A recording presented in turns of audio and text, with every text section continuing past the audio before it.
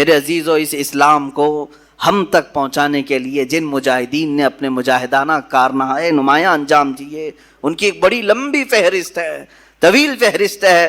آج جو تم سکون کے ساتھ مسجدوں میں نمازیں ادا کر پاتے ہو، یا پھر تمہارے گھروں میں آج دین اسلام کی جو بہاریں ہیں، ان کے پیچھے قربانیوں کی ایک لمبی قطار ہے، قربانیوں کی ایک بہت لمبی فہرست ہے۔ رسول مختار صلی اللہ تعالی علیہ وسلم کے وہ صحابہ جن کی زندگیوں کو دیکھے مشقتوں کا سامنا، مصیبتوں کا سامنا جو کرنا پڑا، یہ کربلا کے بیانات میں ہونا ضرور چاہیے۔ جہاں ہم حسین اعظم کے مجاہدانہ کردار کو بیان کرتے ہیں، ساتھ ہی رسول پاک کے دیگر جانثار صحابہ کی جہاد کو بھی ہم بیان کرتے ہیں، ان کے مجاہدانہ کردار کو بھی ہم بیان کرتے ہیں۔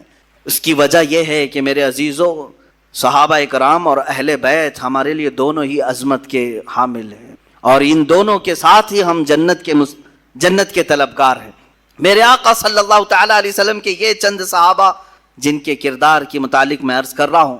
اے نوجوانوں، وہ معاشرہ کیسا تھا جس میں باپ اور بیٹا اس بات پر لڑ رہے ہیں کہ کل بدر میں مجھے جانا ہے کہ تم کو جانا ہے۔ کوئی کھیل کے گراؤنڈ میں نہیں جا رہے تھے، بدر کے میدان میں، مدینے سے 160 کلومیٹر کی دوری ہے۔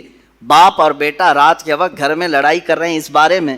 بیٹا کہتا ہے نہیں، میں رسول پاک کے ساتھ جاؤں گا۔ باپ کہتا ہے نہیں، میری عمر زیادہ ہے، میں رسول پاک کے ساتھ جاؤں گا۔ بیٹا کہتا ہے آپ بوڑھے ہو چکے ہیں، جوانوں کی وہاں ضرورت ہے۔ ان دونوں کی تکرار ہوتی رہی، یہاں تک کہ دونوں نے قرآن اندازی کی، چٹھی ڈالی جائے، جس کا نام نکلے وہ جائے حضور کے ساتھ۔ عزیزان گرامی، قرآن اندازی کی گئی۔ ایک بار جب چٹھی ڈالی گئی تو اس جوان کا نام آیا، دوسری بار ڈالی گئی پھر اس کا نام آیا، تیسری بار ڈالی گئی پھر اس کا نام آیا۔ تو پھر جو بوڑھے تھے، باپ تھے، وہ جھلا کر کے کہتے ہیں یہ قرآن اندازی صحیح نہیں ہو رہی ہے، چلو حضور پاک کے پاس جا کر کے ہم کہہ لیں گے۔ انہوں نے یہ سوچا کہ میں نبی کونین کو منا لوں گا۔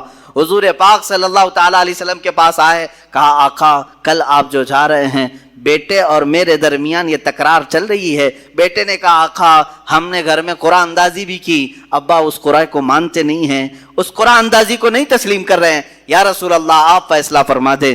میرے آقا نے دونوں کے جذبے کو دیکھا، جوان بھی جذبے میں کم نہیں ہے، بوڑھا بھی جذبے میں کم نہیں ہے۔ یہی ہے آئین جواں مردی، حق گوئی و بے باکی، اللہ کے شیروں کو آتی نہیں روبائی۔ ان میں سے کوئی ایسا نہیں ہے جو بہانہ ڈھونڈ رہا ہو کہ میں گھر میں بیٹھ جاؤں تو چلا جائے، بلکہ وہ بہانہ ڈھونڈ رہے ہیں کہ کوئی ہم میں سے آگے بڑھ کر کے حضور پاک کا دفاع کر سکے، پہرا دے سکے۔ رسول پاک صلی اللہ تعالی علیہ وسلم نے ان دونوں میں دیکھ کر کے پھر جو بزرگ تھے، صحابی تھے، ان سے کہا آپ گھر پر رہیں، گھر پر رہنے کی اگر ضرورت ہے تو آپ اپنے جوان بیٹے کو ہمارے ساتھ بھیج دیں۔ میرے آقا کا یہ فیصلہ آنا تھا، اس کے بعد تو پھر کسی کو پر مارنے کی بھی جسارت نہیں ہوتی، لیکن جانتے ہیں وہ منظر کیسا ہے جب وہ بوڑھے صحابی دھاڑے مار کر روتے ہوئے گھر واپس آئے۔ کہا اے کاش یہ بوڑھاپا نہ ہوتا تو مجھے رسول پاک کے ساتھ جانا میسر ہوتا۔ اے میرے عزیزو، یہاں لوگ ہیلے بہانے کرتے ہیں اور بہت سارے بہانے تلاش کرتے ہیں کہ کوئی عذر تو آ جائے، مجھے باہر نکلنا نہ پڑے، مجھے حضور پاک کی بارگاہ میں دفاع کرنے کے کام میں چھٹی مل جائے۔ جیسے لوگ کہتے ہیں نہیں مولانا ابھی یہ حالات ہیں، میری وہ نوکری ہے فلاں، میری وہ حالات ہیں فلاں کے ساتھ ہمارے تعلقات ہیں، بولیں گے تو بڑا مسئلہ ہو جائے گا۔ ایک صاحب ہم سے کہنے لگے پارٹی ہائی کمان ہمیں نکال دے گی۔ اللہ اکبر، تمہیں یہ اس بات کا خوف تو ہے کہ پارٹی ہائی کمان تمہیں لیڈرشپ سے نکال دے گی؟ اگر تم رسول پاک کی حفاظت کے لیے باہر آئے، شرم کرو، شرم سے ڈوب مرو، جس دن تمہیں ہائی کمان تاجدار مدینہ سے نکالنے کی بات آئے گی۔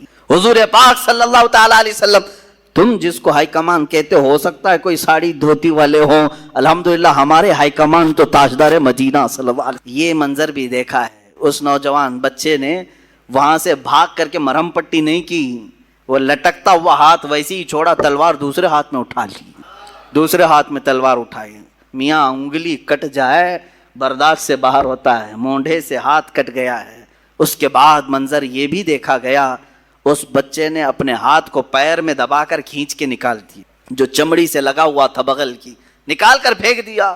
کہا مجھے اس ہاتھ کی ضرورت نہیں جو خلل اندازی کر رہا ہے۔ یہ دونوں شہزادے بدر میں شہید ہوئے، معاذ اور معوذ رضی اللہ تعالیٰ عنہما۔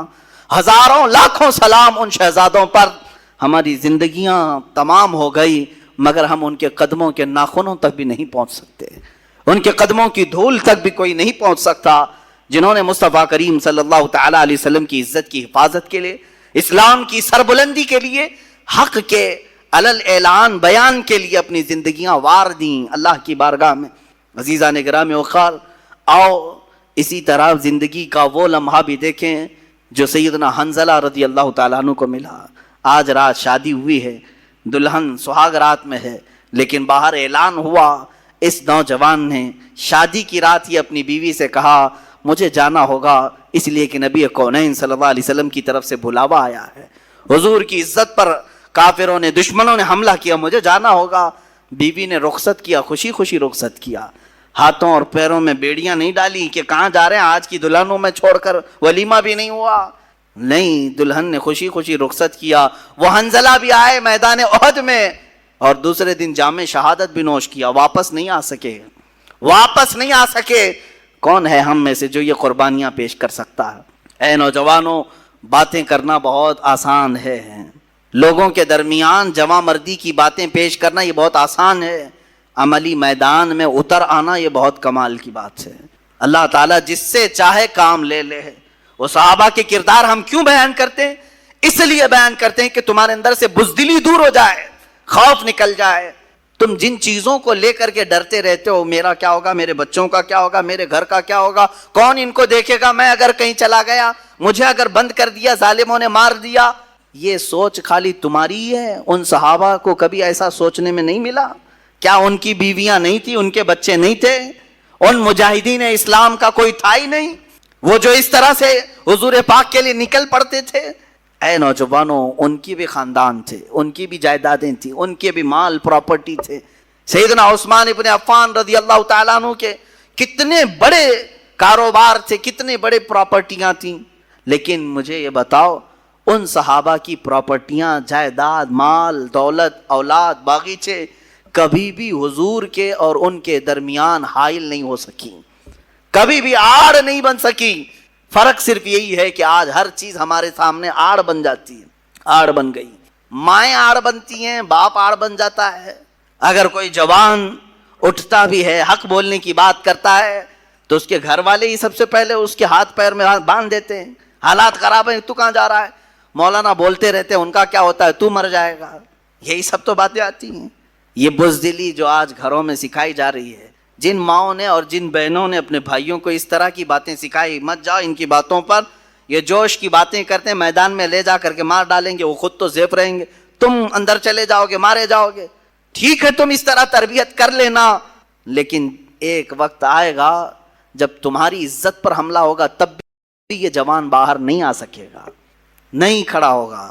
چیلنج کرتا ہوں، لکھ کر کے رکھ لینا، تم نے اس کو روکا ہے اللہ اس کے رسول کی رضا کے لیے، اللہ اس کے رسول کی رضا حاصل کرنے جانے سے تم نے روکا، تو پھر تمہاری حفاظت بھی یہ کبھی نہیں کر سکے گا۔ یاد رکھنا، جو اللہ اس کے رسول کی رضا کے لیے نکلنے والا جوان ہے، وہ سب سے زیادہ اپنے گھر کی حفاظت کرنے کا اہل بھی ہوتا ہے، وہ اپنے بھائیوں، بہنوں، ماں، بچیوں سب کی حفاظت کا اہل بھی ہوتا ہے۔ خیر، سیدنا حنظلہ رضی اللہ تعالیٰ عنہ مجاہدین میں ایک اعلیٰ کردار کا نام ہے۔ عمار بن یاسر، حضرت یاسر رضی اللہ تعالیٰ عنہ مجاہدین میں ایک اعلیٰ کردار کا نام ہے، اور سیدنا خالد بن ولید سیف اللہ المسلول مجاہدین کے ایک اعلیٰ شخصیت کا نام ہے، جنہوں نے حضور پاک صلی اللہ تعالیٰ علیہ وسلم کے ساتھ جنگیں لڑی، حضور کے زمانے میں بھی، حضور کے بعد بھی۔ یہ ایک ایسے مجاہد کا نام ہے جس سے آج بھی دنیا کانپتی ہے، آج بھی دنیا کانپتی ہے۔ لوگ چاہتے ہیں کہ خالد بن ولید کے اوراق کو بند کر کے رکھیں، کبھی نہ اٹھائیں، ان کا مطالعہ نہ کیا جائے، ان کی سیرت نہ پڑھی جائے، اس لیے کہ معلوم ہے اچھوں کی سیرت پڑھنے کے بعد اثر ضرور آتا ہے، اثر ضرور آتا ہے۔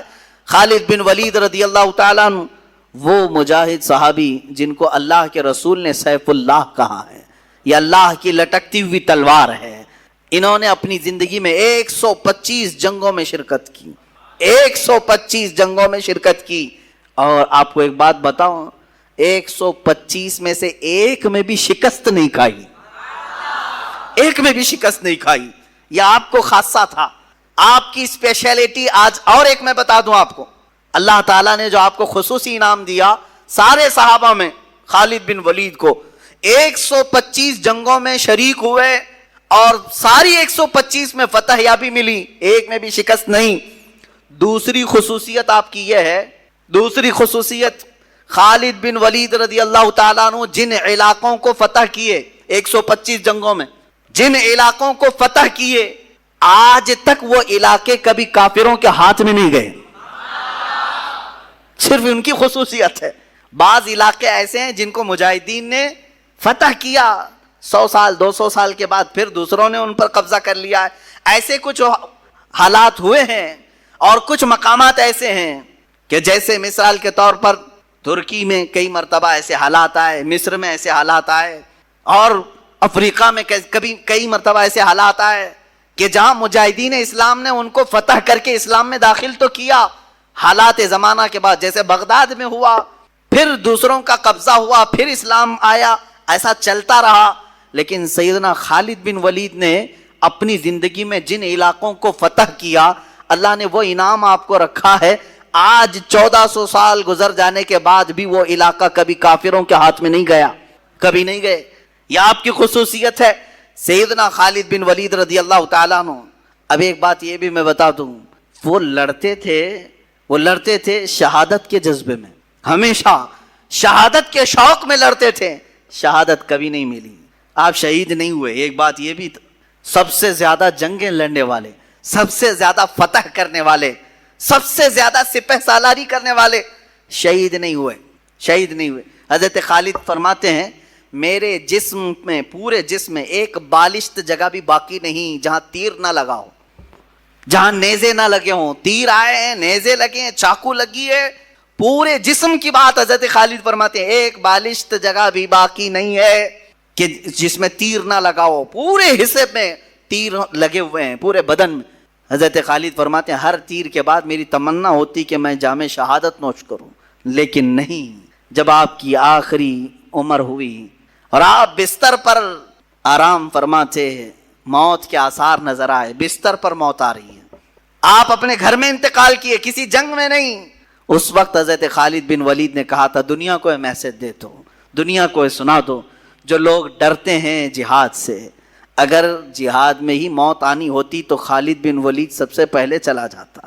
125 جنگیں لڑنے والا ہر علاقے میں موت کو ڈھونڈتا رہا، لیکن موت نہیں آئی، موت کبھی نہیں آئی، اس لیے کہ اللہ تبارک و تعالیٰ انہیں جنگوں میں موت نہیں دینا چاہتا، کیونکہ میرے نبی کی زبان سے جو نکلا تھا، کیا ان کے لیے یہ لفظ نکلا تھا کہ یہ اللہ کی لٹکتی ہوئی تلوار ہے، سیف اللہ ہے، اگر یہ کسی جنگ میں شہید ہو جاتے، کسی کافر کے مارنے سے ختم ہو جاتے، تو دنیا بعد میں یہ کہتی کہ اللہ کی تلوار ٹوٹ گئی، اللہ کی تلوار کو کسی نے توڑ دیا۔ اس لیے میرے مولا نے اس اللہ کی تلوار کو صحیح سلامت رکھا، اور آج تک وہ تلوار اپنی قبر میں صحیح سلامت ہی ہے، صحیح سلامت ہی ہے۔ یہ اس بات کا بھی اشارہ ہے کہ رسول اللہ نے جسے اللہ کی تلوار کہا وہ ٹوٹی نہیں ہے، وہ کبھی بھی پھر سے واپس امت میں بیدار ہو سکتی ہے، ہو سکتی ہے۔ اسی لیے اقبال نے کہا تھا نکل کے صحرا سے جس نے الٹ دیا تھا تخت روما کو، نکل کے صحرا سے جس نے الٹ دیا تھا تخت روما کو، سنا ہے قدسیوں سے میں نے کہ وہ شیر پھر ہوشیار ہوگا، سنا ہے قدسیوں سے میں نے کہ وہ شیر پھر ہوشیار ہوگا، وہ شیر انشاءاللہ العزیز اسی امت میں ہوشیار ہوگا۔ یہ لیکن شرط یہ ہے کہ ان مجاہدین کو سنا جائے اور سنایا جائے۔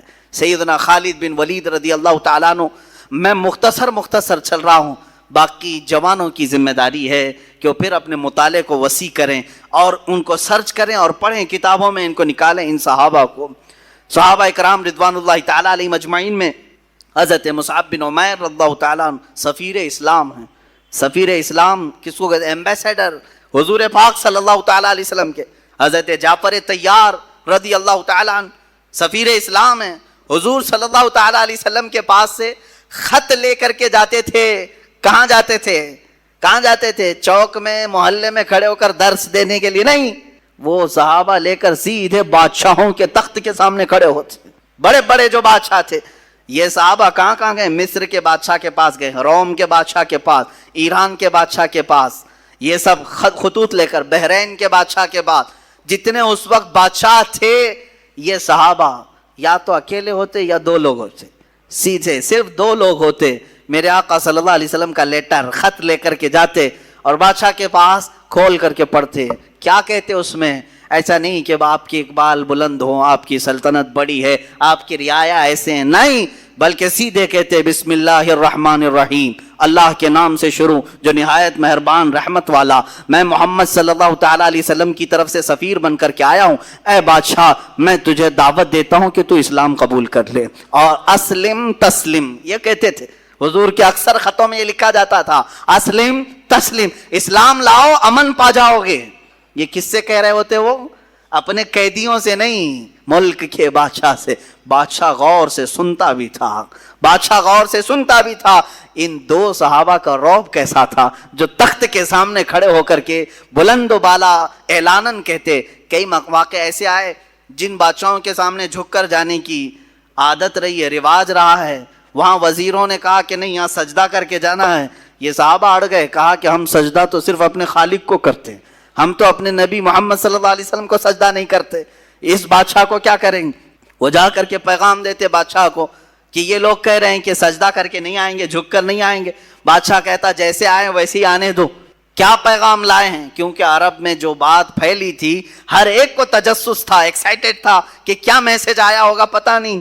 حضور صلی اللہ علیہ وسلم کا میسج خط لکھتے اور پتہ نہیں ان کی زبانوں میں بلا کا اثر بھی ہوتا۔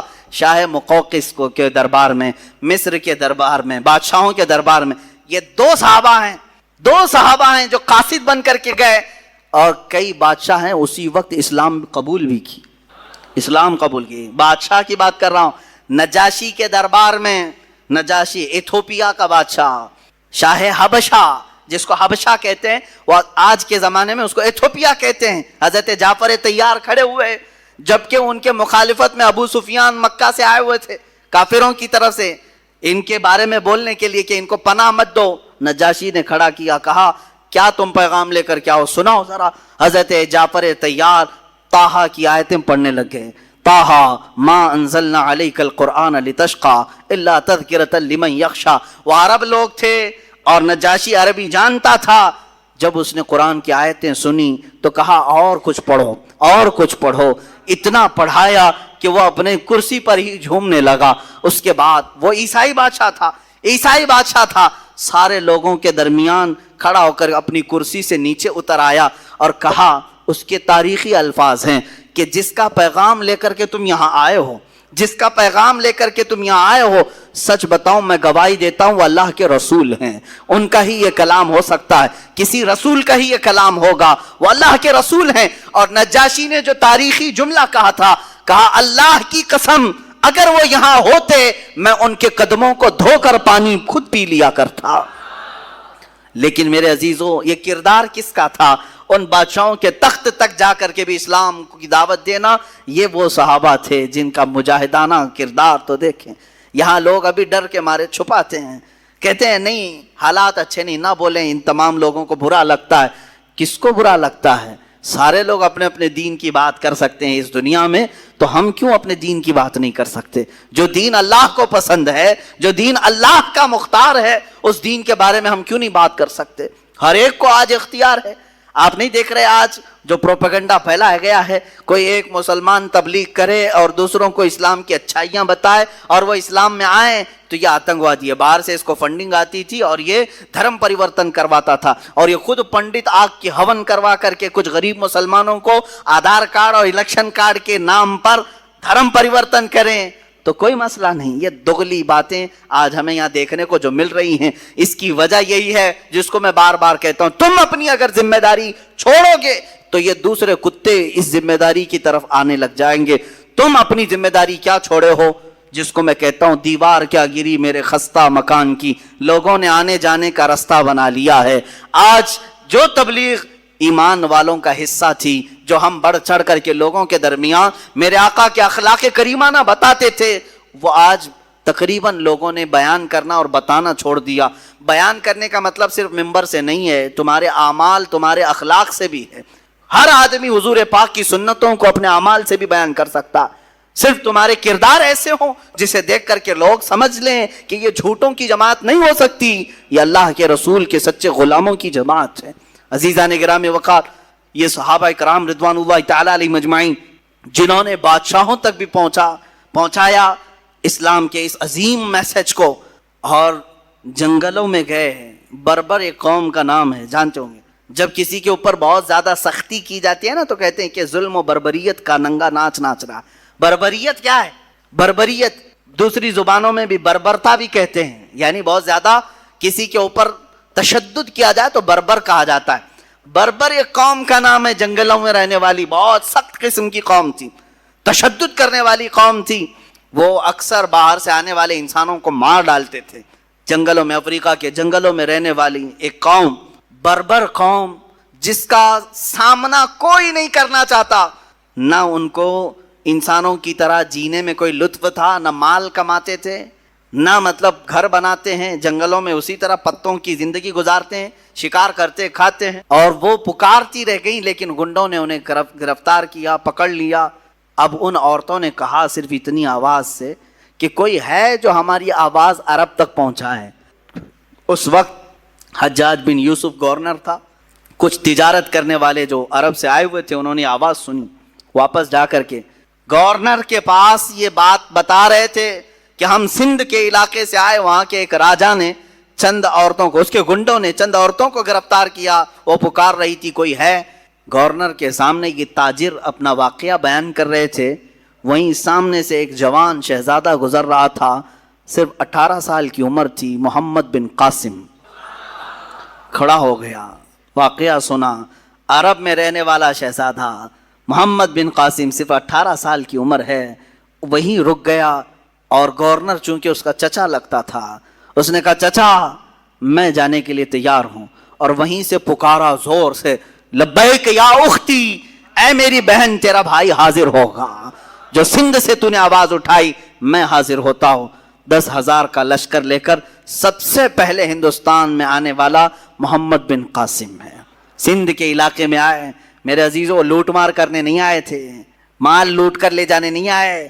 جیسے کہ تم سب جانتے ہو انگریز یہاں کیا کرنے آئے تھے, سارا یہاں کا لوٹ کر کے لے گئے. کبھی یہ لوگ بیان نہیں کرتے ہیں. انگریزوں کے غلام یہ بھی تاریخ نہیں جانتے.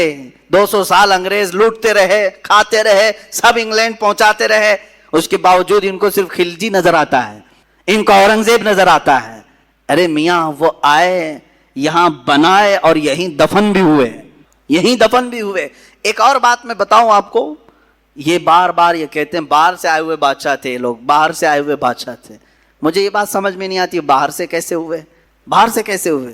اس وقت جو ہندوستان تھا اس میں افغانستان بھی شامل تھا, پاکستان الگ نہیں تھا, بنگلہ دیش الگ نہیں تھا, نیپال الگ نہیں تھا.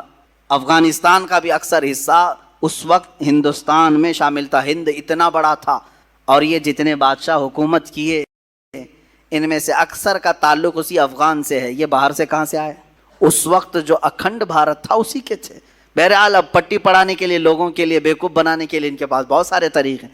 میں گفتگو سے ہٹتا نہیں, میں آپ سے یہ کہہ رہا ہوں محمد بن قاسم لوٹ مار کرنے نہیں آئے, وہ انصاف کا ترازو قائم کرنے کے لیے آئے. آ کر کے راجا سے کہا کہ جن عورتوں کو تم نے گرفتار کیا انہیں چھوڑ دو. اس نے کہا تم ہوتے کون ہو, کیسے میں چھوڑ دوں؟ یہ تمام باتیں غرور اور نخوت کی تھی, تکبر اور گھمنڈی کی تھی. پھر اس جوان نے کہا تو چلو ٹھیک ہے, پھر 2 بدو ہو جاتے ہیں, مقابلہ کرتے ہیں, جو فتح پالے اس کے حق میں یہ زمین بھی, یہ حکومت بھی, اور یہ عورتیں بھی. اس نے منظور کر لیا.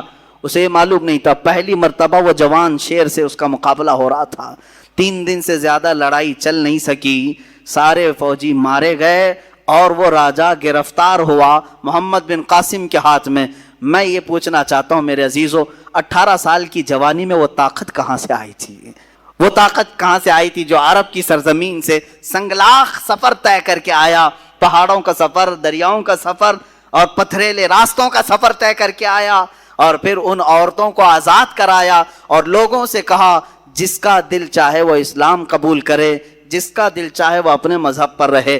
یہ بات میں نہیں کہہ رہا، الہ آباد یونیورسٹی کے ایک بڑے پنڈت ہیں جنہوں نے کتاب لکھی ہے محمد بن قاسم کی سیرت پر، وہ پنڈت خود کہتے ہیں، اس پنڈت نے لکھا ہے کہ میں نے محمد بن قاسم سے زیادہ عدل اور انصاف کرنے والا کسی کو نہیں دیکھا۔ میرے عزیزو، یہی تو اسلام کی خصوصیت ہے کہ یہ جہاں گئے رسول پاک کے اخلاق و کردار لے کر کے گئے ہیں، یہ جہاں جہاں گئے امن کا پیغام لے کر کے گئے ہیں۔ محمد بن قاسم کے بعد ایک شہزادہ اور بھی نظر آتا ہے جس کی عمر اور بھی جوان تھی، وہ طارق بن زیاد ہے۔ وہ عرب کی سرزمین سے نکلا اور کہاں گیا؟ اللہ اللہ، اسلام تیرے چاہنے والوں میں کتنے جوہر ہیں، کتنے گوہر ہیں، کتنے چھپے ہوئے لال و موتی ہیں، ایک ایک کے تذکرے سے دل باغ باغ ہوتا ہے۔ محمد بن قاسم کو بھی دیکھا آپ نے۔ طارق بن زیاد کون ہے؟ طارق بن زیاد ایک جوان شہزادہ ہے، ایک سپاہی ہے، اور جوانی ایسی، قوت اور جوش و جذبہ ایسا کہ سب سے پہلے بیڑا اٹھاتا ہے اور کہتا ہے میرے محمد عربی صلی اللہ علیہ وسلم کا پیغام میں یورپ کی سرزمین پر لے جانا چاہتا ہوں۔ یورپ کی سرزمین عیسائیوں سے بھری ہوئی، مسیحیوں سے بھری ہوئی، صلیبیوں سے بھری ہوئی، اور بہت سخت قسم کے عیسائی تھے۔ اس وقت جانے کے لیے یہ لوگ آج جو ڈرا رہے ہیں خطرہ ہے خطرہ ہے، میں ان ہندوؤں سے بھی کہوں گا جو سیکولر دماغ رکھتے ہیں، ان کی باتوں میں آ کر خواہ مخواہ بیوقوف نہ بنو۔ مسلمان یہاں پر کتنے سو سالوں سے ہے، 700 سال تک جب یہاں اسلامی حکومت رہی تب ہندو خطرے میں نہیں تھے، تب مندریں سلامت رہی۔ کچھ ہوا مندروں کو؟ ہزار ہزار سال پرانی مندر آج بھی ہندوستان میں ہیں کہ نہیں ہیں؟ تاریخ جا کر کے پوچھ لو ان سے ہی، سب مندریں موجود ہیں۔ جب خطرہ نہیں ہوا 700 سال حکومت میں رہنے کے بعد، اب چلو آزادی کے بعد 70 سال اور بھی گزر گئے، اس وقت بھی خطرہ نہیں تھا۔ یہ 2014 سے خطرہ بہت بڑھ گیا۔ کیوں؟ بیوقوف بنا رہے ہیں۔ ان لوگوں سے خطرہ بڑھ گیا۔ ارے وہ بھی کن لوگوں سے خطرہ بڑھا؟ جن کا تم نے مال بھی ختم کیا، ان کی کوئی معاشی حالت صحیح نہیں ہے، ان کی ایجوکیشن میں کوئی نمائندگی نہیں ہے۔ یہ ہماری جماعت جس کا رونا ہم خود رو رہے ہیں، یہاں تو ہمارے صحیح سے آدھار کارڈ نہیں بنے ہوئے ہیں، صحیح سے لوگوں کے پاس کھانے پینے کی چیزیں نہیں ہے۔ اس قوم کو لے کر اتنی بڑی قوم کو ڈرا رہے ہیں لوگ، اور وہ ڈر بھی رہے ہیں، خوف کھا بھی رہے ہیں۔ میں یہ صاف کہوں گا، ان لوگوں کو چاہیے کہ بیوقوف نہ بنے، یہ ڈرا کر کے اپنی سیاست کرنا چاہتے ہیں، روٹی سیکنا چاہتے ہیں۔ اور اگر تم ڈرتے ہو اور خوف کھاتے ہو تو پھر یہ تمہاری مرضی، کیونکہ ہم مسلمان ہیں۔ الحمدللہ ہم مسلمان تھے، ہیں اور رہیں گے۔ اورنگزیب رحمۃ اللہ تعالی علیہ، شہاب الدین غوری، محمود غزنوی، یہ ان مجاہدین کے نام ہیں جنہوں نے تقوی اور پرہیزگاری کے ساتھ عدل کو قائم کیا، اسلام کے نظام کو بھی قائم کیا۔ اخیر میں چلتے چلتے ہم اس مجاہد آزادی کو بھی سلام پیش کر لیں جو ہمارے علاقے سے آتا ہے، شہید ٹیپو سلطان رحمۃ اللہ تعالی علیہ۔ اس لیے کہ محرم میں ان کی کیوں نہ یاد کریں، کیونکہ یہ محرم شہیدوں کا مہینہ ہے۔ حسین اعظم کو جس طرح ہم اپنی قبر میں زندہ مانتے ہیں، اسی طرح میسور کے اس شیر کو اپنی قبر میں ہم زندہ مانتے ہیں۔ اور کیوں نہ زندہ مانے، وہ سب سے پہلا توپ مین ہے، وہ سب سے پہلا میزائل مین ہے، سب سے پہلے ہندوستان کو طاقت دینے والا، انگریزوں کے خلاف لڑنے والا ہے۔ تمہارے بھونکنے سے کچھ نہیں ہوگا، وہ کل بھی سلطان تھا، آج بھی سلطان ہے، اور اللہ نے اسے سلطان نام سے بنایا تھا، وہ صبح قیامت تک انشاءاللہ سلطان ہی رہے گا۔ اللہ تعالیٰ ان کے اقبال بلند فرمائے، ان کے جانشین ہماری قوم میں پیدا فرمائے۔ مولا ہم سب کو مجاہدین کی وراثت عطا فرمائے، ہمارے دلوں کو مولا کردار غازیان اسلام عطا فرمائے۔ مولا ہم سب کو بزدلی سے بچائے، بزدلوں کی صحبت سے بچائے۔ صحابہ، تابعین، اولیاء کاملین کے نقوش پاکی